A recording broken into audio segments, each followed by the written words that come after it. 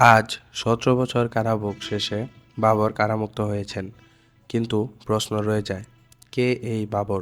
এবং সেই শত্রু যদি যেই হোক তাকে আমরা স্পেয়ার করব না। দ্বিতীয়ত হচ্ছে না, শত্রু আইডেন্টিফাইড না, উই আর অপম্যান, উই আর লুকিং ফর শত্রু।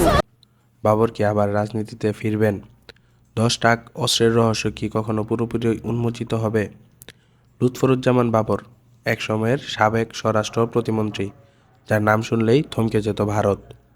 ২০০৪ সালের ১ এপ্রিল চট্টগ্রামের সিইউএফএল ঘাট থেকে ১০ ট্রাক ভর্তি অস্ত্রের চালান জব্দ হয়, যা বাংলাদেশে আলোড়ন সৃষ্টি করে। কর্ণফুলী থানায় এই ঘটনায় দুটি মামলা হয়, একটি অস্ত্র আইন ও আরেকটি বিশেষ ক্ষমতা আইনে। ২০১৪ সালের ৩০শে জানুয়ারি চট্টগ্রাম মহানগর দায়রা জজ আদালত রায় দেয়। সেই রায়ে সাবেক শিল্পমন্ত্রী ও জামায়াত নেতা মশিউর রহমান নিজামী, যার অন্য মামলায় ফাঁসি কার্যকর হয়েছে। লুৎফুজ্জামান বাবর ভারতের বিচ্ছিন্নতাবাদী সংগঠন উলফার সামরিক কমান্ডার পরেশ বড়ুয়া এবং ২ গোয়েন্দা সংস্থার কর্মকর্তা সহ ১৪ জনকে ফাঁসির আদেশ দেওয়া হয়।